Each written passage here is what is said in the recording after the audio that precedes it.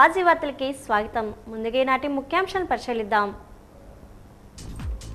ఎన్టీఆర్ వైద్య సేవలపై సమీక్ష నిర్వహించిన జిల్లా కలెక్టర్ డాక్టర్ బిఆర్ అంబేద్కర్. వైద్య సేవలు సక్రమంగా అందించకపోతే సహించేది లేదని హెచ్చరిక.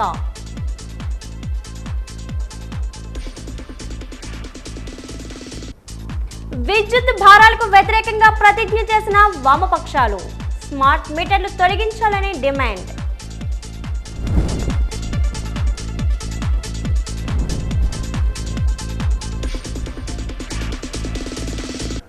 పార్వతీపురం జిల్లాలో తీవ్రంగా ఎరువుల కొరత. ఎరువులను రైతులకు సక్రమంగా అందించాలన్న ఏపీ రైతు సంఘం జిల్లా అధ్యక్షుడు కృష్ణమూర్తి.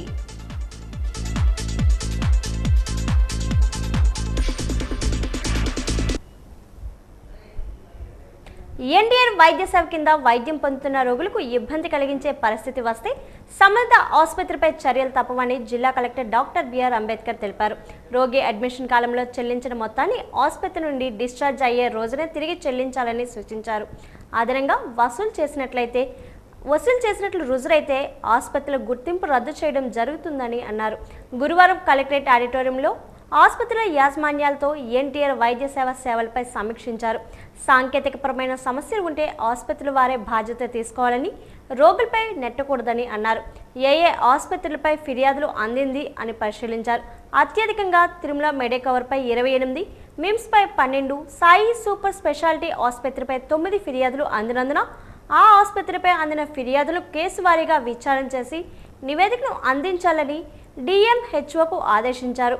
ఈ సమావేశంలో డిఎంహెచ్ఓ డాక్టర్ జీవన్ రాణి, డిసిహెచ్ఎస్ డాక్టర్ పద్మశ్రీ రాణి, ఎన్టీఆర్ వైద్య సేవ జిల్లా సమన్వయకర్త డాక్టర్ సాయిరాం తదితరులు పాల్గొన్నారు.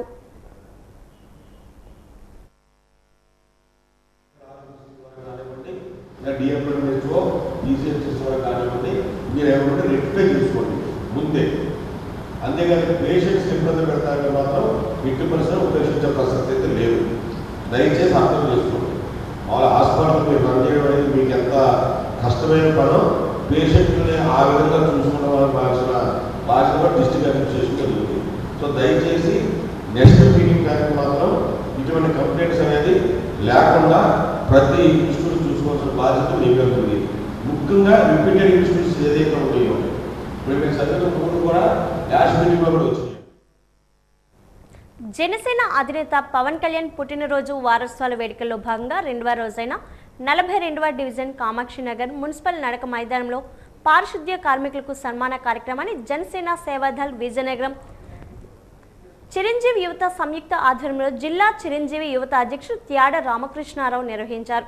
ఈ సందర్భంగా ముఖ్య అతిథిగా హాజరైన ప్రముఖ సంఘ సేవకులు సింహగిరి విద్యా సంస్థల చైర్మన్ సింహగిరి పట్నానాయక్ మాట్లాడుతూ రాష్ట్ర ఉప ముఖ్యమంత్రి పవన్ కళ్యాణ్ స్ఫూర్తితో పారిశుద్ధ్య కార్మికులకు సత్కరించుకోవడం అనేది గొప్ప విషయమని అన్నారు.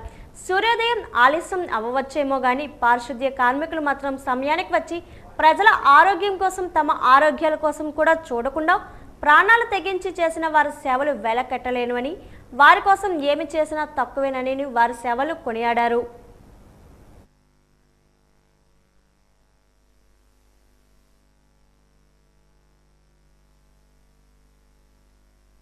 మా ఆరాధ్యదైవం ఆంధ్రప్రదేశ్ గౌరవ ఉప ముఖ్యమంత్రి వర్యులు శ్రీ కొణిదెల పవన్ కళ్యాణ్ గారి పుట్టినరోజు వారోత్సవాల్లో భాగంగా ఈరోజు పారిశుద్ధ్య కార్మికులకి 42 డివిజన్ కామాక్షినగర్లో మన మున్సిపల్ వాకింగ్ ట్రాక్లో చేయడం జరిగిందండి సన్మాన కార్యక్రమం. ఈ రోజుకొక కార్యక్రమం చొప్పున వారోత్సవాల్లో భాగంగా పర్యావరణం మీద పరిరక్షణ ధ్యేయంగా మొక్కలు నాటే కార్యక్రమం అని, మెడికల్ క్యాంప్ అని, పారిశుద్ధ్యులకి ఇలాగా ఈరోజు సన్మాన కార్యక్రమం అని, అలాగే స్వచ్ఛ భారత్ కార్యక్రమం అని అటువంటి కార్యక్రమాలు ఎన్నో రూపొందించడం జరిగిందండి. ఈరోజు పవన్ కళ్యాణ్ గారి స్ఫూర్తితోనే కేవలం మన మున్సిపల్ కార్మికులకి చేయడం జరిగింది. ఎందుకంటే కరోనా టైంలో అయితేనేమి, లేకపోతే ఒట్టప్పుడు అయితేనేమి కానీ వాళ్ళు తమ ఆరోగ్యం కోసం పట్టించుకోకుండా ప్రజల ఆరోగ్యం కోసం ఎంతో శ్రమపడిన జీవులుగా వారు ఎప్పుడు కూడా మా పవన్ కళ్యాణ్ గారు వారు వర్ణిస్తూ వాళ్ళకి ఎంతో గౌరవిస్తుంటారు. అదే స్ఫూర్తితో ఈవేళ గౌరవించుకోవడం జరగడం మా ఎంతో అదృష్టంగా మేము భావిస్తున్నాం. ఇటువంటి మంచి కార్యక్రమాలతో పవన్ కళ్యాణ్ గారి స్ఫూర్తితో మరిన్ని సేవా కార్యక్రమాలు చేస్తామని తెలియజేస్తూ ఈ కార్యక్రమాలన్నీ విజయనగరం జిల్లా చిరంజీవత అలాగే జనసేన సేవాదళ ఆధ్వర్యంలో జరుగుతున్నట్టుగా మేము తెలియజేస్తున్నాం. అందరికీ ధన్యవాదాలు. విజయనగరం జిల్లాలో అంతర్భాగంగా ఉంటూ విశాఖపట్నం పార్లమెంటరీ నియోజకవర్గ పరిధిలో ఉండే శృంగవరపుకోట నియోజకవర్గాన్ని విశాఖపట్నం జిల్లాలో పూర్తి స్థాయిలో చేర్చాలని విశాఖపట్నం ఎంపీ శ్రీభరత్ రాష్ట్ర ప్రభుత్వాన్ని విజ్ఞప్తి చేయడాన్ని లోక్ సత్తా పార్టీ నుండి వ్యతిరేకిస్తున్నామని లోక్ సత్తా పార్టీ రాష్ట్ర అధ్యక్షుడు బీసెట్టి బాబ్జీ అన్నారు. పార్టీ జిల్లా కార్యాలయంలో విలేకరులతో మాట్లాడుతూ తమ రాజకీయ అవసరాల కోసం విజయనగరం జిల్లాలో కీలకమైన ఎస్కోట నియోజకవర్గాన్ని విశాఖపట్నం జిల్లాలో కలపడాన్ని మెజార్టీ ప్రజలు వ్యతిరేకిస్తున్నారని, ప్రజాభిప్రాయం తెలుసుకోకుండా విశాఖ ఎంపీ శ్రీభరత్ రాష్ట్ర ప్రభుత్వానికి లేఖ రాయడం, ప్రభుత్వం తమకు అనుకూలంగా నిర్ణయం తీసుకుందని చెప్పడం సరికాదని, ఎస్కోట, ఉత్తరాపల్లి నియోజకవర్గాల నుండి మహామహనీయులు స్వర్గీయ ప్రకాశం పంతులు, వారాడ నారాయణమూర్తి, కోళ్ల అప్పలనాయుడు, కేవీఆర్ఎస్ పద్మరాజు లాంటి యోధులు రాజకీయాల్లో ఉండేవారని, ఎస్కోట నియోజకవర్గ ప్రజల అవసరాలు తీర్చేందుకు జిల్లా కలెక్టర్ కార్యాలయం, ఆర్డీఓ కార్యాలయం విజయనగరంలో చాలా దగ్గరగా ఉందని, అటువంటి సౌకర్యాలు వదులుకొని ప్రజలు విశాఖపట్నం వెళ్లలేని పరిస్థితి తీసుకురావద్దని తెలుగుదేశం పార్టీ నేతలను బీసెట్టి కోరారు. ఉమ్మడి రాష్ట్రంలో కానీ లేకపోతే రాష్ట్ర విభజన జరిగినప్పుడు కానీ విజయనగరం జిల్లాకి ప్రత్యేకమైనటువంటి స్థానం ఉంది. 1979లో విజయనగరం జిల్లా ఏర్పడిందంటే నేటికి 46 సంవత్సరాలు. ఈ 46 సంవత్సరాల చరిత్రలో పాత నియోజకవర్గాన్ని తీసుకుంటే ఉత్తరాపల్లి, కొత్త నియోజకవర్గంగా ఎస్కోట ఉన్నది. పాత నియోజకవర్గంలో పెద్దలు వారాడ నారాయణమూర్తి గారు, కేవీఆర్ఎస్ పద్మనాభరాజు గారు, కోళ్ళప్పలాడి గారు, ప్రకాశం పంతులు గారు పోటీ చేసినటువంటి గొప్ప నియోజకవర్గాల్లో అటు ఉత్తరాపల్లి తీసుకున్నా, ఎస్కోట తీసుకున్నా. మళ్ళా ఒకవైపు మరొకసారి తీసుకుంటే విజయనగరం జిల్లాలో కలిసి ఉన్నటువంటి ఎస్కోట పార్లమెంటుగా విశాఖపట్నం కలిసి ఉంది. ఈరోజు విశాఖపట్నం పార్లమెంటు సభ్యులు శ్రీభరత్ గారు ఎస్కోట నియోజకవర్గాన్ని విశాఖపట్నంలో కలిపేయాలని చెప్పి ఒక ప్రతిపాదనని రాష్ట్ర ప్రభుత్వానికి పంపించి ఆయన మళ్ళీ మీడియా ద్వారా మేము అనుకున్నటువంటి ప్రకటన అనుకూలంగా రాష్ట్ర ప్రభుత్వం వస్తుందని చెప్పడాన్ని లోక్సత్తా పార్టీ రాష్ట్ర అధ్యక్షుడిగా మేము ఖండిస్తున్నాం. ఎందుకంటే విజయనగరం జిల్లాలో అత్యంత కీలకమైనటువంటి నియోజకవర్గం ఎస్కోట. ఎస్కోట పారిశ్రామికంగా అభివృద్ధి చెందింది. ఎస్కోటలో తాగునీటి సౌకర్యాలు కలిగించే రిజర్వాయర్ ఉంది. ఎస్కోటలో వ్యవసాయ రంగం ఉన్నటువంటి రైతులు ఎక్కువ మంది ఉన్నారు. ఈ నియోజకవర్గాన్ని విశాఖపట్నాన్ని ఎలా కలిపేస్తారు? ఎస్కోటలో ఒక రైతు సమస్య వస్తే వెంటనే విజయనగరం రావడానికి దగ్గరలో కలెక్టరేట్ ఉంది, ఆర్డీఓ ఆఫీస్ ఉంది. అలాగే ఇక్కడ ఏదైనా రైతు సమస్య ఉంటే ఇమీడియట్గా మాట్లాడడానికి చాలా దగ్గరలో రైతులకి అవకాశాలు ఉన్నాయి. అటువంటి పరిస్థితిలో మీరు విశాఖపట్నం ఎలా మారుస్తారు? ఎవరిని అడిగి మారుస్తారు? అంటే ఎవరికి అధికారం ఉంటే వాళ్ళు మార్చేస్తారా?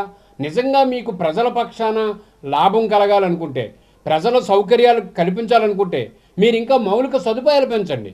ఇప్పుడు ఎక్కడ విశాఖపట్నం, ఎక్కడ ఎస్కోట? ఎస్కోట నుంచి రైతు సమస్య వస్తే విశాఖపట్నం ఆర్డీఓ ఆఫీస్కి వెళ్తారండి? విశాఖపట్నంలో డిఆర్ఓ ఆఫీస్కి వెళ్తారండి? విశాఖపట్నం కలెక్టర్ అందుబాటులో ఉంటారండి? మీకు విశాఖపట్నం పార్లమెంట్కి కావాలనుకుంటే Visakhapatnam east, west, north, south, Bheemunipatnam, S. Kota ఇవన్నీ గాజువాకతో కలిపే బదులు పెందుత్తుని కలుపుకోండి. ఎస్కోటని ఏమని విజయనగరం గుంచేయండి. ఇక్కడ ఉన్నటువంటి ఇప్పుడు కొత్త పార్లమెంటు నియోజకవర్గంలో శ్రీకాకుళం నుంచి కలిపినటువంటి హెచ్చర్లను తీసుకొని అడిపెట్టండి. అంతేగాని కీలకమైనటువంటి పారిశ్రామిక వాడని విజయనగరం ఇంకెక్కడుందండి? 2000 సంవత్సరంలో బషీర్బాగ్లో చంద్రబాబు ప్రభుత్వం జరిపిన కాల్పుల్లో అమరులైన రామకృష్ణ, బాలస్వామి, విష్ణువర్ధన్ విద్యుత్ పోరాట అమరవీరుల స్ఫూర్తితో స్మార్ట్ మీటర్లకు వ్యతిరేకంగా, విద్యుత్ భారాలు, అధిక ధరలు భారాలకు వ్యతిరేకంగా వామపక్షాలు ఆధ్వర్యంలో ప్రతిజ్ఞ చేస్తున్నామని వామపక్ష పార్టీలు సిపిఎం జిల్లా కార్యదర్శి తమ్మినేని సూర్యనారాయణ, సిపిఐ జిల్లా కార్యదర్శి ఒమ్మి రమణ, సిపిఐ ఎంఎల్ లిబరేషన్ నాయకులు బెహ్ర శంకర్లు తెలిపారు. కలెక్టరేట్ వద్ద జరిగిన ప్రతిజ్ఞా దినం సందర్భంగా వారు మాట్లాడుతూ విద్యుత్ పోరాటంలో మరణించిన అమరవీరుల స్ఫూర్తితో విద్యుత్ ఛార్జీలు వ్యతిరేకంగా పోరాటం కోసం ప్రతిజ్ఞ చేయనున్నామని తెలిపారు. ఆనాడు విద్యుత్ పోరాటం జరిగినప్పుడు అప్పుడు ముఖ్యమంత్రిగా చంద్రబాబు ఉన్నారన్నారు. వైసీపీ ప్రభుత్వం అధికారంలో ఉన్నప్పుడు విద్యుత్ ఛార్జీలపై బాధుడే బాధుడు అని చెప్పి ప్రచారం చేసిన కూటమి నాయకులు ఎన్నికల్లో లబ్ధి పొందిన తర్వాత అవే విద్యుత్ భారాలు వేసి ప్రజలను మోసగించారన్నారు.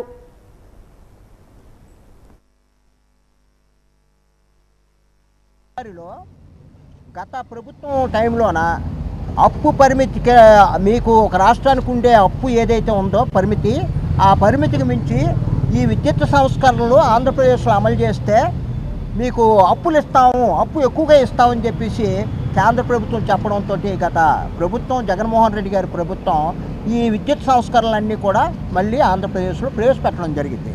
ముఖ్యంగా ఏంటంటే ట్రూ అప్ అంటే ఏంటంటే ఒక విద్యుత్ తయారీ కోసం ఇంతనే అంచనా వేసుకుంటారు, దానికంటే ఎక్కువైతే దాన్ని కూడా వినియోగదారుల మీద వాళ్ళు రుద్దుతారు. 2014 నుండి 19 వరకు ఉన్న ట్రూ అప్ ఛార్జీలు అవి కూడా ఇప్పుడు అమలు అవుతున్నాయి.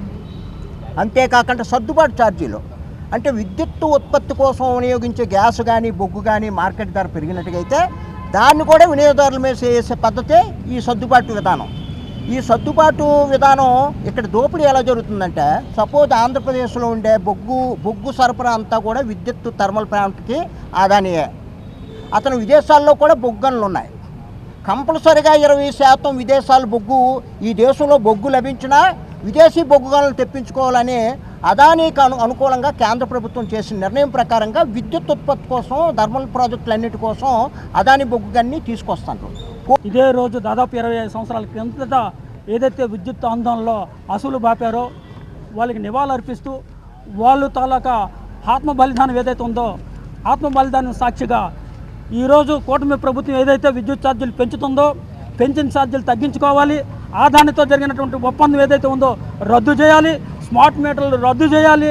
లేని పక్షంలోనే 2000లో జరిగినటువంటి పోరాటం ఎట్లయితే ఉధృతమైందో ఈ రాష్ట్రంలో కూడా కూటమి ప్రభుత్వానికి తగిన గుణపాఠం చెప్పడం కోసం వాళ్ళ ఆత్మ బలిదానాన్ని మేము సాక్షిగా ఈరోజు చెప్తా ఉన్నాం. రాష్ట్ర వ్యాప్తంగా కూటమి ప్రభుత్వం ఇచ్చినటువంటి హామీలు అమలు చేయకపోతే లోకేష్ బాబు గారు మేము అధికారంలోకి వస్తే కరెంటు ఛార్జీలు పెంచమని చెప్పడం కాకుండా ఆ రోజు స్మార్ట్ మీటర్లు బద్దలు కొట్టమని చెప్పాడు. మరి ఈరోజు ఎక్కడ సంకనాగుతున్నాడని అడుగుతూ ఉన్నాం. ఇప్పుడైనా ప్రజల తాలూకా కష్టాలు నష్టాలు పెంచిన విద్యుత్ ఛార్జీలు ఏవైతే ఉన్నాయో తగ్గించకపోతే పెంచిన విద్యుత్ ఛార్జీలతో పాటు పెరిగిన ధరలు కూడా తగ్గించాలి. కూటమి ప్రభుత్వం ఇచ్చినటువంటి 6 గ్యారెంటీలు కూడా అమలు చేయాలి. వాళ్ళు ఈ అమరవీరుల అసూలు బాసిన ఎవరైతే అసూలు బాచారో వారి స్ఫూర్తితో ఈ రాష్ట్రంలో మరో పెద్ద ఉద్యమం చేయాలని చెప్పేసి 9 వామపక్షాలు భావించాయి. ఈరోజు కూటమి ప్రభుత్వం కళ్ళబొల్లి మాటలు చెప్పి మోసపూరితమైన మాటలు చెప్పి హామీలు ఇచ్చి ఎట్టి పరిస్థితుల్లో మేము వస్తే ఈ స్మార్ట్ మీటర్లు కానీ విద్యుత్ భారాలు కానీ మేము పెంచబోము, పేదల తరపునే ఉంటాము, వైఎస్ఆర్ గవర్నమెంట్ బాధుడంటూ ప్రజల మీద విపరీతమైన బాధలు వేస్తామన్నది కాదు. ఈ బాధలకు వ్యతిరేకంగా మేము నిలబడతాం, ప్రజలకు అండగా ఉంటామని చెప్పేసి ఆ రోజు చెప్పారు. ఇంకా రైతులకి మద్దతు భరోసా ఇస్తూ మీకు మీ మీటర్లకి కరెంటు విద్యుత్ మీటర్లకి ఈ స్మార్ట్ మీటర్లు పెట్టి ఆ రకంగా ముందుకెళ్తే ఎక్కడైతే స్మార్ట్ మీటర్లు పెడతారో దాన్ని బద్దలు కొట్టండి, మీకు మేము అండగా ఉంటాం, ఖచ్చితంగా మేము ఎదుర్కొంటాం, దాని సమస్య లేదు, ఇది తీవ్రమైన దోపిడీ తీవ్రమైన భారం అని చెప్పేసి లోకేష్ గారు చెప్పడం జరిగింది. కూటమి కూడా అదే మాట చెప్పింది. మరి వాగ్దానాలు చేసిన కూటమి ప్రభుత్వం ఈ రోజుకి వచ్చేసరికి ఏదైతే ఆ రోజు వాళ్ళకి వద్దని చెప్పారో నష్టమని తెలిసినా కానీ ఈ రోజుకి వచ్చేసరికి ఆంధ్ర రాష్ట్రంలో ఈ స్మార్ట్ మీటర్లు పెట్టారు, ఇప్పుడు పరిశ్రమలకు పెట్టారు, ఇక ఇళ్లకు కూడా రాబోతూ ఉన్నారు. ఆ రూపంలో చూసినప్పుడు అందరి మీద భారాలు పడే ప్రమాదం దానిలో తీవ్రంగా ఉంది. రాష్ట్ర ప్రభుత్వం ఎంతో ప్రతిష్టాత్మకంగా స్మార్ట్ రేషన్ కార్డులను తీసుకుని వచ్చింది. స్మార్ట్ రేషన్ కార్డులు వినియోగదారులకు వేగంగా పంపిణీ చేస్తున్నారు. జిల్లా వ్యాప్తంగా 5,73,137 రేషన్ కార్డులు ఉండగా ఇప్పటికే 1,85,726 స్మార్ట్ రేషన్ కార్డులు పంపిణీ చేశామని జిల్లా పౌర సరఫరాల శాఖ అధికారి జి మురళీనాథ్ తెలిపారు. కలెక్టరేట్లోని ఈరోజు ఆయన వాజీ న్యూస్తో మాట్లాడారు. స్మార్ట్ రైస్ కార్డులోని ప్రతి కార్డుదారుని యొక్క వివరాలు, కుటుంబ సభ్యుల వివరాలు, రేషన్ షాపు వివరాలు ఉంటాయన్నారు. QR కోడ్తో అన్ని వివరాలు పొందుపరచడం జరిగిందని అన్నారు. ఈ నెల 26 నుంచి 31 వరకు సచివాలయ ఉద్యోగులు వినియోగదారులకు స్మార్ట్ రేషన్ కార్డులు ఇస్తారని, సెప్టెంబర్ 1 నుంచి 15 వరకు డీలర్లు ఇస్తారని చెప్పారు. సెప్టెంబర్ 16 నుంచి మళ్లీ సచివాలయ ఉద్యోగులు స్మార్ట్ రేషన్ కార్డులు ఇస్తారని చెప్పారు. ఇప్పుడు మన జిల్లాలో స్మార్ట్ రేషన్ కార్డ్స్ 5,73,137 కార్డ్స్ జిల్లా వ్యాప్తంగా పంపిణీ చేస్తారు. ప్రతి ఒక్కరికి ప్రతి కార్డుదారుడికి ఈ కార్డులు పంపిణీ జరుగుతుంది. ఈ కార్డులు స్మార్ట్ కార్డుల్లో షాపు వివరాలు, కార్డుదారుని వివరాలు, అన్ని వివరాలు కార్డులో మనకి QR కోడ్ ఉంటుంది. ఆ QR కోడ్ని స్కాన్ చేస్తే అన్ని వివరాలు మనం తీసుకోవచ్చు. 26 నుంచి 31 వరకు సచివాలయ స్టాఫ్ ద్వారా 1 నుంచి 15 వరకు డీలర్ల ద్వారా, మళ్ళీ కార్డులు మిగిలితే అవి 16 నుంచి 20 వరకు మళ్ళీ సచివాలయ స్టాఫ్ ద్వారా పంపిణీ చేసి ప్రతి ఒక్కరికి ఈ కార్డులు అందేలాగా చర్యలు తీసుకుంటాం. అందరికి ప్రతి ఒక్కరికి ఈ కార్డులు అందజేయటం జరుగుతుంది. కార్డుల మీద రేషన్ మీరు తీసుకోవచ్చు. పాత కార్డుల స్థానంలో ఇవి పంపిణీ చేయడం జరుగుతుంది. 5,73,137 కార్డులకు గాను ఇప్పటి వరకు 1,85,726 కార్డులు పంపిణీ చేయటం జరుగుతుంది. మిగిలిన కార్డులు కూడా అందరికీ అందజేయటం జరుగుతుంది. పార్తీపురం మన్యం జిల్లా ఏజెన్సీలో మద్యం వ్యాపారులు అధిక ధరలకు మద్యం అమ్మకాలు జరుపుతూ నచ్చితే కొను లేదంటే లేదు అంతా సిండికేట్ అని సమాధానం ఇస్తున్నారు. పార్తీపురం మన్యం జిల్లా గుమలక్ష్మీపురంలోని కేవీ వైన్ షాప్లోని మద్యం బాటిల్పై 20 రూపాయలు అధికంగా వసూలు చేస్తున్నారు. అడిగితే నచ్చితే కొను లేదంటే లేదు అని సమాధానం చెప్తున్న వీడియోను బాధితులు సోషల్ మీడియాలో పెట్టడంలో ప్రస్తుతం అది వైరల్ అవుతుంది. ఏజెన్సీలో పర్యవేక్షణ లోపంతో ఇలాంటివి జరుగుతున్నాయని మందుబాబులు వాపోతున్నారు. అధికారులు కాస్త ఆ దుకాణం వైపు ఒక చూపు చూసి చర్యలు చేపట్టాలని మందుబాబులు కోరుతున్నారు.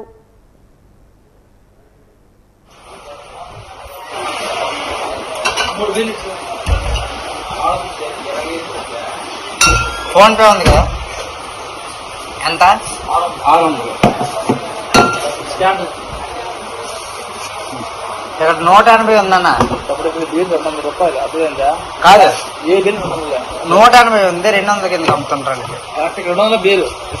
మరి ఇక్కడ 180 అని ఉంది. వేరే బీరు వద్దన్న, ఇదే కావాలి. ఇదెందు 200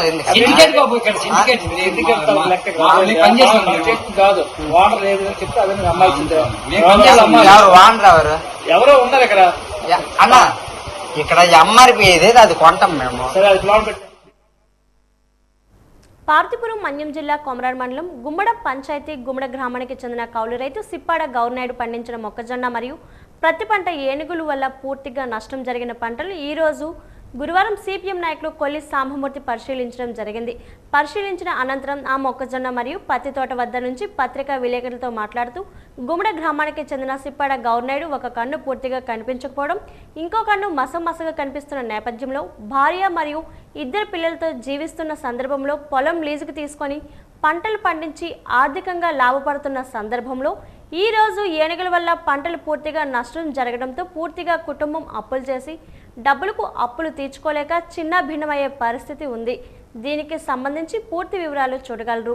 దీనికి సంబంధించిన సిపిఎం పార్టీ నాయకులు కొల్లి సాంబమూర్తి ఏనుగుల వల్ల నష్టం జరిగిన మొక్కజొన్న ప్రతి పంటలు పరిశీలించి అనంతరం ఆ తోట వద్ద నుండి మాట్లాడుతూ గుమ్మడ గ్రామానికి చెందిన గౌర్నాయుడు పార్తీపురం చెందిన ఒక రైతు పొలాన్ని కౌలుకు తీసుకొని 6 ఎకరాల 50 సెంట్ల భూమిలో మొక్కజొన్న 3 ఎకరాల భూమిలో ప్రత్తి పండిస్తున్న నేపథ్యంలో గడిచిన 6 రోజులుగా ఏనుగులు పూర్తిగా మొక్కజొన్న పంటను ధ్వంసం చేయడంతో పాటు ప్రతి పంట కూడా పూర్తిగా కుమ్మేసిన పరిస్థితి ఉందని అన్నారు. 2 ఎకరాలు 45 సెంట్లు, అందులో 6 ఎకరాలు 45 సెంట్లు జొన్న వేసాము, 2 ఎకరాలు పత్తి వేసాము. గత వారం రోజులుగా ఏనుగులు గుంపు వచ్చి మా పొలంలో ప్రతిరోజు తిని ఆ పక్కనున్న తోటలో పడుకుంటున్నాయి. పత్తి చేలు కూడా 2 ఎకరాలు పాడు చేసాయి. దీనివల్ల మా కుటుంబము మా రోడ్డున పడింది. బతకలేని స్థితిలో ఉన్నాము. ఏ విధంగా బతకాలన్నా ఈ చేతికి వచ్చిన పంట పోయింది, పెట్టిన పెట్టుబడి లేదు, ఏటి లేదు. కౌలుకి చేస్తున్న కౌలు ఏ విధంగా ఇస్తామనే ఇవ్వలేని పరిస్థితిలో ఉన్నాము. కౌలుకి ఇవ్వాలి. మా కుటుంబం బ్రతుకు తెరువు కూడా లేకుండా పోయింది. ఏ విధంగా బతకాలో దీన్ని ప్రభుత్వం ఆదుకుంటుందని ఎదురు చూస్తూ ఉంటున్నాం. 5-6 మంది రైతులకు సంబంధించిన ఇదండి మొక్కజొన్న మొత్తం పత్తి కూడా ఏనుగులు గడిచిన 10 రోజులుగా ఇక్కడే తెచ్చేసి ఈ నాశనం చేసే పరిస్థితి ఉంది. దీనికి సంబంధించి చెప్పాడ గౌర్నాయుడు అనే వ్యక్తి పాపం ఆయనకి అప్పు చేసి 4-5 లక్షల రూపాయలు అప్పు చేసి ఇదండి ఇవన్నీ కూడా 6.5 ఎకరాలు లీజుకి తీసుకొని చేస్తున్న పరిస్థితి మొత్తం నాశనం అయిపోయిందండి. ఆయన ఏంటంటే పురుగుల మంది చచ్చిపోయిన పరిస్థితి ఈరోజు ఉంది. ఇంటికి వెళ్తే ఏడుపు, పిల్లలు కూడా మాకు ఏటి బతుకని చెప్పే పరిస్థితి ఉంది. ఈరోజు ఏనుగుల వెనకత్తల అడవి శాఖ అధికారులు తిరిగి ఈ పటాసుకాయలు పేల్చడమే తప్ప ఏనుగుల విషయంలో ఏమాత్రం కూడా తరలించడం చిత్తశుద్ధి లేదు. గత వైఎస్ఆర్ ప్రభుత్వం చూస్తే ఏనుగుల గురించి పూర్తిగా వదిలేశారు. పోనీ కూటమి ప్రభుత్వం వచ్చిన తర్వాత డిప్యూటీ సీఎం పవన్ కళ్యాణ్ గారు కర్ణాటక నుండి కుంకి ఏనుగులు తెస్తాం, ఇక్కడ ఉన్న ఏనుగులను జూకి లేదా అడవి తరలించి రైతులకు భరోసా కల్పిస్తామన్నారు. 4 నెలలు అవుతుంది. మరి చిత్తూరు ఏనుగులు తెచ్చారట, చిత్తూరు జిల్లాలో ఉన్నాయట. చిత్తూరు జిల్లా అయిపోయిన తర్వాత మనకు వస్తాయట. మరి ఈలోగా రైతులు ఏటవుతుందని చెప్పి తెలియజేస్తాను. జిల్లాలో యూరియా ఎరువుల కొరత చాలా ఎక్కువగా మోతాదులో ఉందని ఏపీ రైతు సంఘం జిల్లా అధ్యక్షుడు ఎం కృష్ణమూర్తి స్పష్టం చేశారు. గురువారం పార్తీపురం స్థానిక కలెక్టరేట్ వద్ద ఏపీ రైతు సంఘం ఆధ్వర్యంలో నిరసన చేపట్టారు. అనంతరం జిల్లా కలెక్టర్ ఏ శ్యాంప్రసాద్కు వినతి పత్రాన్ని అందజేశారు. ఈ సందర్భంగా ఆయన మాట్లాడుతూ రాష్ట్ర ముఖ్యమంత్రి చంద్రబాబు నాయుడు జిల్లా ఉన్నత అధికారులు ఒకే పాఠం బోధిస్తూ రైతులకు మోసం చేకూరుస్తున్నారని విమర్శించారు. యూరియా కొరతతో రైతులు తీవ్ర ఆందోళనకు గురవుతున్నారని, ప్రభుత్వం అందించే యూరియా సరిపోకపోవడంతో బయట ప్రైవేట్ మార్కెట్లో అధిక ధరలకు కొనుగోలు చేపడుతున్నారని తెలిపారు.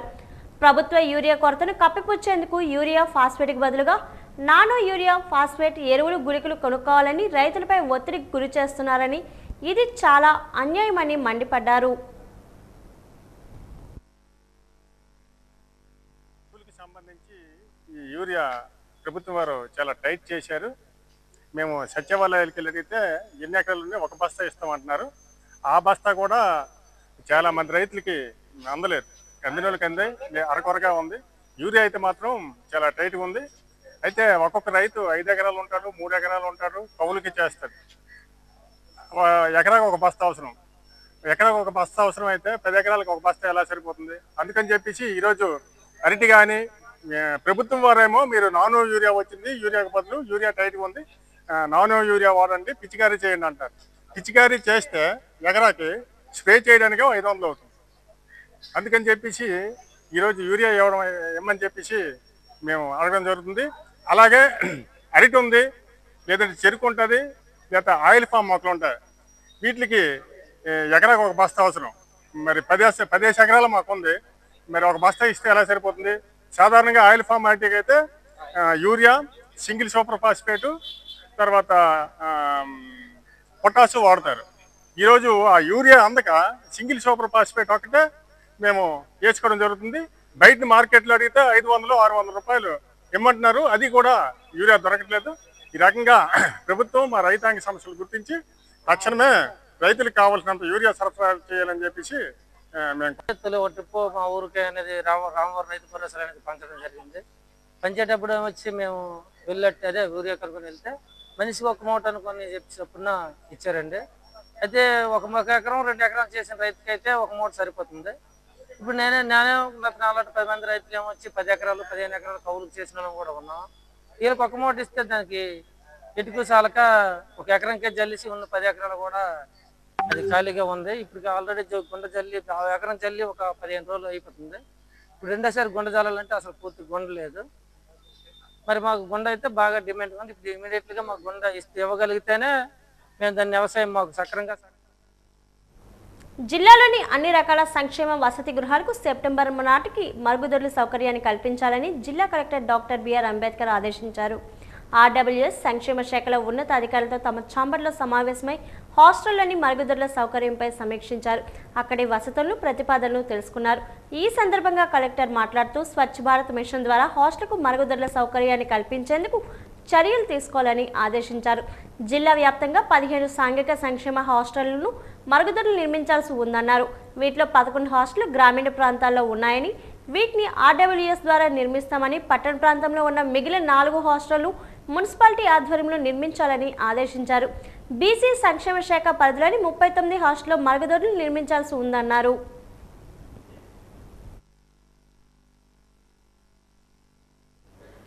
విజయనగరం జిల్లాలో ప్రధానంగా పండే పంట వరి పంట. ఈ ఖరీఫ్లోని వరి పంటను రైతులు ప్రారంభించి 20 నుంచి 30 రోజులు అవుతుంది. వరి పంటలోని కలుపును తీసి ఎరువులు వేసే పనిలో రైతులు ఉన్నారు. అయితే జిల్లాలో తగినంత మోతాదులో ఎరువులు లేకపోవడంతో రైతులు ఎన్నో అవస్థలు పడుతున్నారు. వరి పంటకు ఎక్కువగా అవసరమయ్యే డిఏపి, యూరియా కొరత తీవ్రంగా వేధిస్తుంది. ఒక పక్క సచివాలయంలో ఎరువులను అందుబాటులో ఉంచామని ప్రభుత్వ అధికారులు చెబుతున్నా మాటల్లో వాస్తవం కనబడటం లేదు. సమయానికి ఎరువులు లేకపోవడంతో పంట పెరిగే అవకాశం ఉందని రైతులు గగ్గోలు పెడుతున్నారు. విజయనగరం మండలం పరిధిలోని ధర్మపురి సచివాలయంలో కూడా ఎరువులు దొరకడం లేదని రైతులు ఆవేదన వ్యక్తం చేస్తున్నారు. ఎరువులకు కావాల్సి వస్తే కొండకరకం సచివాలయంకు వెళ్లి తీసుకొని రమ్మన్నారని చెబుతున్నారని రైతులు అన్నారు. ఎరువులు సక్రమంగా అందిన చర్య తీసుకోవాలని రైతులు కోరుతున్నారు.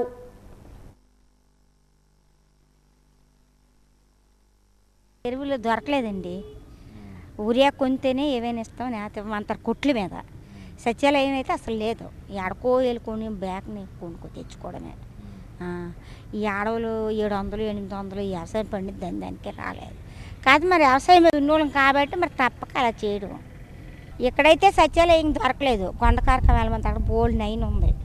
అక్కడికి వెళ్ళి 9 కాసి ఇవన్నీ బోల్డ్ బెడదైపోతుంది. ఇవన్నీ తలనొప్పులు పిల్లలు ఇప్పుడు ఉండరు కదా, వెళ్ళి జనాలు తెచ్చాడు. అది ఖాయం. ఎకరానికి అది బోల్డ్ అయిపోతుందండి. మొన్న వేసాము, మంచి వెళ్ళాము మొన్న. మళ్ళీ ఇప్పుడు దుబ్బు కురుకులు ఇది ఏడుతుంది, ఊరియా కాదండి, బిఏపి జల్లుతాను. ఇప్పుడు మళ్ళీ వెంటనే మంచి చల్లాలి, పురుగు పట్టించింది. జల్లుడికి ఒక 600, 700 లాభం ఏట్లేదండి. మరి వ్యవసాయం మీద ఉన్నోళ్ళు మరి తప్పదు, నష్టమైనా లాభమైనా. మా పిల్లలు అయితే ఒగ్గిమ అంత అంటారు, మా అందుకు కదమ్మా ఒగ్గి అంత. మా ఆయనకి పిచ్చి ఎక్కువ, వ్యవసాయం పిచ్చి ఎక్కువ. అందరూ ఒగ్గిస్తే పండించినోడు ఆవిడన్నా అంతడు.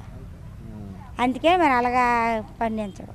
అక్కడికి వెళ్ళి తెచ్చుకోలేపుతారు. మాకు సత్యాలయంకి ఇస్తే అందుబాటులో ఉంటుంది, తెచ్చుకుంటాం. ఎక్కడికో వెళ్ళి 9 కాసి ఎన్ని తలనొప్పులు కాకంట ప్రభుత్వం ఇస్తే ఇక్కడ దగ్గరలో తెచ్చుకుంటాం. ఎక్కడికెళ్ళేది మనం తెచ్చుకోలేదు. వ్యవసాయం పని చేస్తాం, వాళ్ళు చెప్తారు కదా. వ్యవసాయం పని చేస్తామండి. ఎకరానికి 20,000 వస్తుంది. దుబ్బు గులుకులు, డిఏపి, ఊరియా. లాస్ట్లోనే పొటాష్ వాడతాము పొట్ట టైంలోనే. ఎరువు మామూలుగా టౌన్లో తెచ్చుకుంటాను. కొండకారకం వెళ్ళదు, టౌన్లో తీసుకుంటాను. కొండకారకం వెళ్ళి తెచ్చుకోవాలి, అక్కడ నుంచి తెచ్చుకొని పండించుకుంటాం. ఈ సచివాలయం అంతా వేరే లేదు, కొండకారకం వెళ్ళిపోమంటారు. ఇక్కడైతే ఊరియా 280, మరి డిఎఫ్ మటు మాట కనుక్కోలేదు, ఎంత ఉండదని. 1600, అదే 1600, 1700 ఉంటుంది డిఎఫ్. అక్కడ 1700, 1800 లెక్క డిఎఫ్. ఇదే 45 కేజీలు వస్తుంది. అది 300, 330 బయట అయితే 330. సచివాలయం అయితే 280. సచివాలయంకి తెచ్చుకోవచ్చు కదా. సచివాలయంకి వెళ్ళి తెచ్చుకోవచ్చు అంటే దూరం కదనేసి వెళ్ళదు. సచివాలయంలో ఉన్నాయా? ఎక్కడ లేదు, ఎక్కడ లేదు, వేరు వేటి లేదు. కొనకారం తెచ్చుకుంటే అక్కడ ఇస్తాను. ఇక్కడైతే ఇవ్వట్లేదు, ఎందుకంటే ఇక్కడ లేదు, పడవలపేటలో లేదు. పడవలపేట అంటున్నాను, జమ్ములో కూడా లేదు. వాళ్ళు కూడా అక్కడికి వెళ్ళి తెచ్చుకోవాలట. మొన్న మేడం కొనుక్కున్నాం, ఇక్కడ ఆ మేడం లేదు, వేరే మేడం అక్కడ ఉంటాను, ఆవిడ అక్కడికి వచ్చి ఇమ్మంటారని చెప్పారు అంతే. ఎన్ని కిలోమీటర్ కొండకారకం? కొండకారకం కనీసం 10 ఉంటుంది, 10 కిలోమీటర్లు ఉంటుంది. మీ ఊరు సచివాలయం ఎన్ని కిలోమీటర్? మా ఊరు సచివాలయం ఇది ఈ పక్కన. మీ ఊరు సచివాలయం ఉన్నదా? లేదు. ఏం లేదు, అడిగారు. మేము ఎక్కడైతే అడగలేదు, అక్కడ అడిగాము, జమ్ములో అడిగాము. అక్కడ మా పొలం ఉంది పక్కన, అడిగితే వాళ్ళు అలా చెప్పారు కొండకారకం వెళ్ళి తెచ్చుకోవాలని. జమ్మునారాయణపురం అక్కడైతే గవర్నమెంట్ రేట్ ఇవ్వట్లేదు, 1800 చేసి తీసుకుంటాను ఎక్స్ట్రా. 1700 అంతే, ఇక్కడ 1800 చేసి తీసుకుంటాం బ్లాక్లో. విజయనగరం వెళ్ళి తెచ్చుకోవడం. సచివాలయంలో దొరకని ఎరువులు బ్లాక్ మార్కెట్లో ఏ విధంగా దొరుకుతుందో అర్థం కాని ప్రశ్నగానే మిగిలింది. విజయనగరంలోని హోల్సేల్ అండ్ రిటైల్ సంబంధించిన ఎరువులు 5 షాపులు ఉన్నాయి. మండల పరిధిలో కూడా ఎరువుల షాపులు ఉన్నాయి. 30% ఎరువులు సచివాలయానికే కాకుండా ఎరువులు అమ్మకాలు చేపట్టే డీలర్లకు పంపిస్తున్నారు. 30 కంటే ఎక్కువ మొత్తంలో ఎరువులు డీలర్కు వెళ్లడంతో సచివాలయాలకు వెళ్లలేని పరిస్థితి ఏర్పడింది. జిల్లాలోని ఎరువుల కొరతపై మా వాజీ ప్రతినిధి సంతోష్ మరింత సమాచారాన్ని అందిస్తారు. విజయనగరం జిల్లాలో వ్యవసాయం అనేది చాలా ప్రధానమైనటువంటి వనరుగా మనం చెప్పుకోవచ్చు. వ్యవసాయంలో ప్రధానంగా వరి పంటను ఎక్కువగా రైతులు పండిస్తుంటారు ఖరీఫ్ సీజన్లో.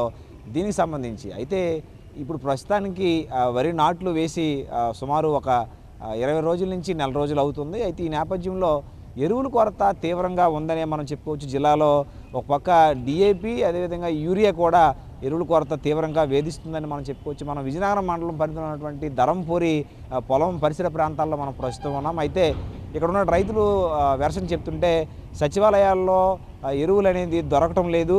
ఒకవేళ దొరికినా సరే ఇక్కడి నుంచి కొండకారకం వెళ్ళవలసినటువంటి పరిస్థితి ఏర్పడుతుందని చెప్పి ఒక పక్క రైతులు చెప్తున్నారు. అయితే ఒక పక్క జిల్లా అధికారులు, జిల్లా వ్యవసాయ అధికారులు, అదేవిధంగా ప్రభుత్వ సంబంధించినటువంటి ప్రజాప్రతినిధులు కూడా ఎరువులైతే పుష్కలంగా ఉన్నాయని చెప్పి ఒక పక్క మాటలు అయితే చెప్తున్నారు. కానీ అవి వాస్తవం కాదనే మనం చెప్పుకోవచ్చు. ఏ సచివాలయంకి వెళ్ళినా సరే, అంటే మన జిల్లా వ్యాప్తంగా కూడా ఏ సచివాలయంకి వెళ్ళినా సరే ఎరువుల కొరత తీవ్రంగా ఉందని మనం చెప్పుకోవచ్చు. అదే ఇప్పుడు ఈ నాట్లు వేసి 20 నుంచి సుమారు 30 రోజులు కావస్తున్న నేపథ్యంలో ఇప్పుడు డిఏపి మరియు యూరియా అనేది చాలా అవసరమైనటువంటి ఎరువుగా మనం చెప్పుకోవచ్చు. ఆ రెండు కూడా కొరతగా ఉందనే మనం చెప్పుకోవచ్చు. ఒక పక్క ఈ సచివాలయంలో దొరకలేనటువంటి ఎరువులు ఏవైతే ఉన్నాయో ఆ ఎరువులు బ్లాక్ను మాత్రం, అంటే విజయనగరంలో సుమారు 5 షాపులు ఉన్నాయి.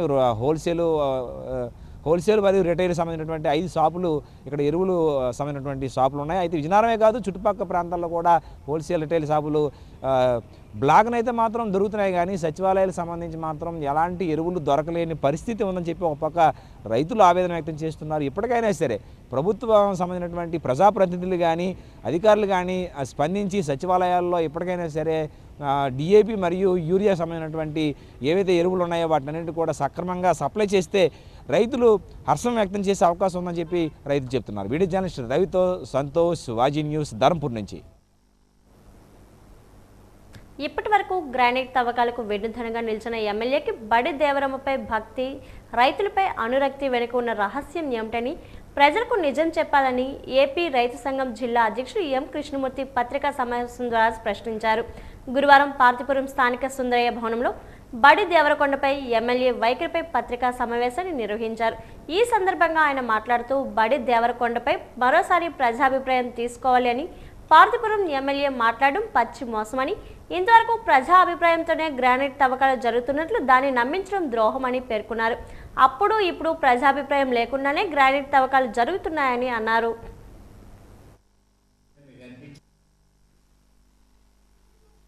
అప్పుడు ఇప్పుడు ఎప్పుడు కూడా ప్రజాభిప్రాయం తీసుకోలేదు. అక్కడ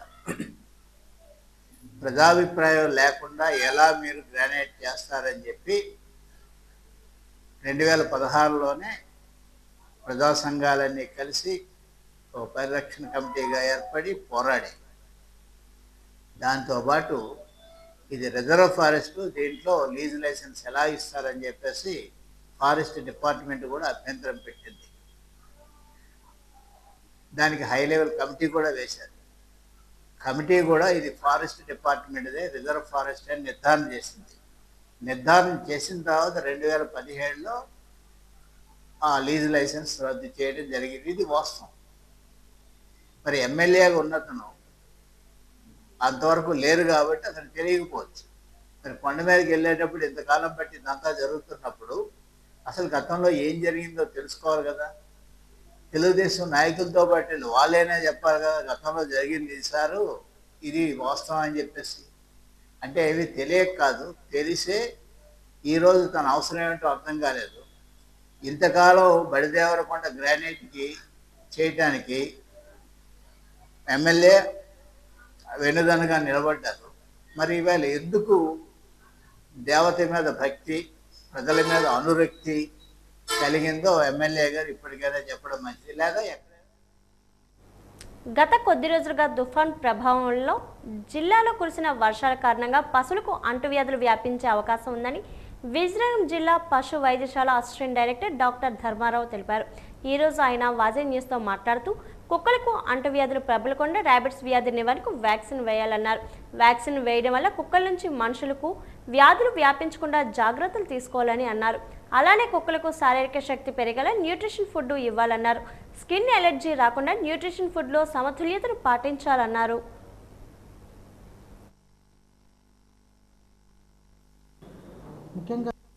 ముఖ్యంగా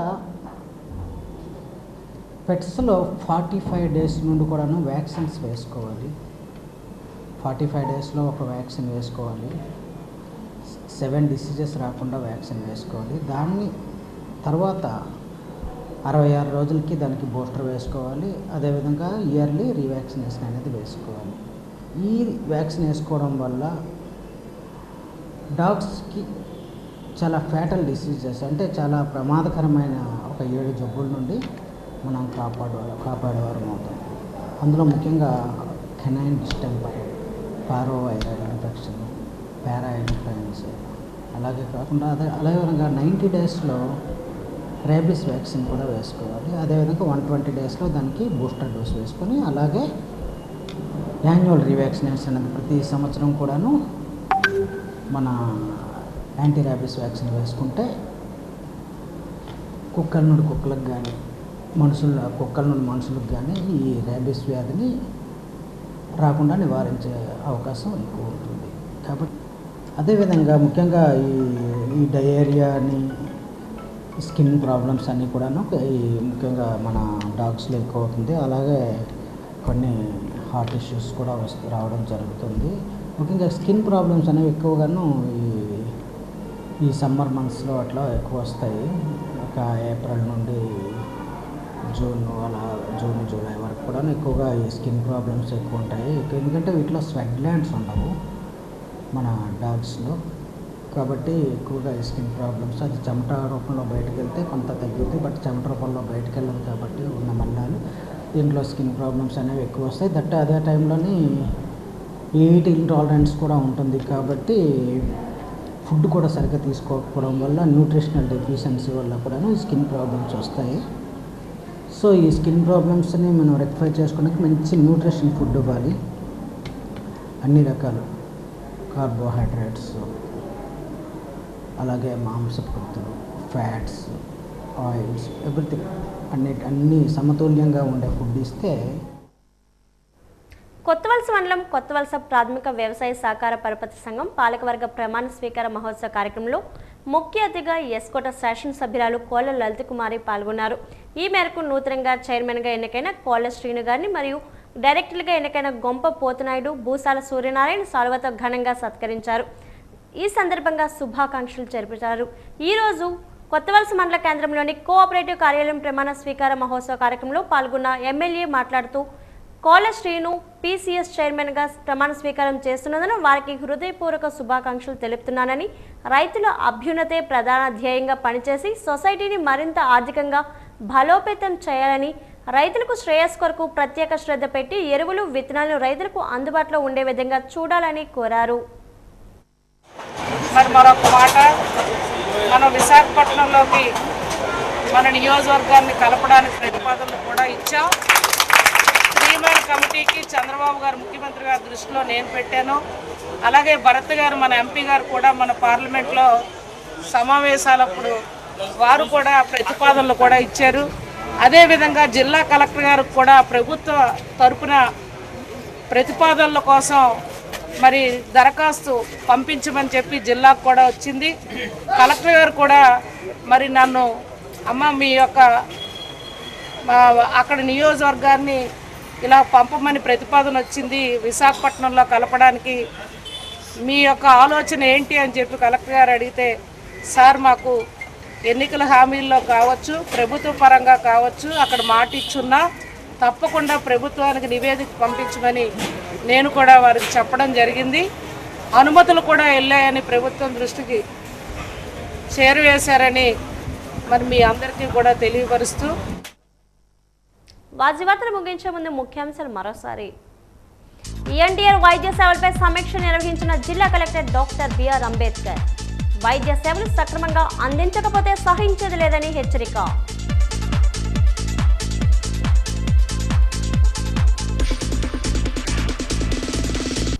విద్యుత్ భారాలకు వ్యతిరేకంగా ప్రతిజ్ఞ చేసిన వామపక్షాలు. స్మార్ట్ మీటర్ను తొలగించాలని డిమాండ్.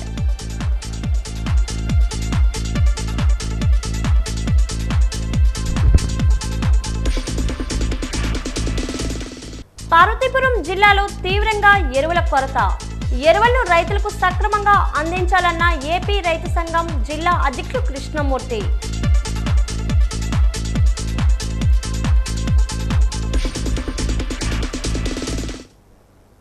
వార్తలు ఇంతతో సమాప్తం. నమస్కారం.